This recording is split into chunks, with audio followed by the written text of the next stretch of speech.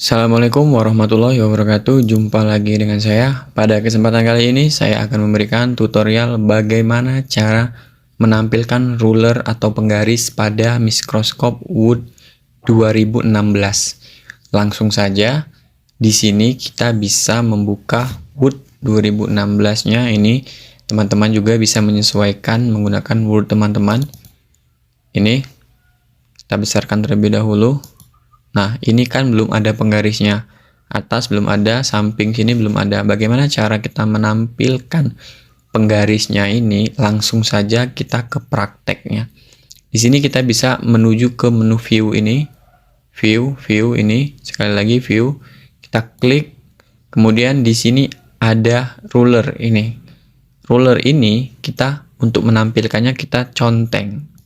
Nah, sudah conteng, nanti dia akan tampil seperti ini. Ini dia sudah tampil. Ini penggaris yang atas, kemudian ini penggaris yang samping. Nah, demikianlah tutorial bagaimana cara menampilkan ruler atau penggaris pada mikroskop Wood 2016.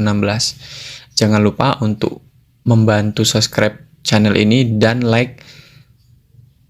Jangan lupa juga untuk komen. Semoga dapat membantu saya, teman-teman semua. Saya akhiri. Wassalamualaikum warahmatullahi wabarakatuh.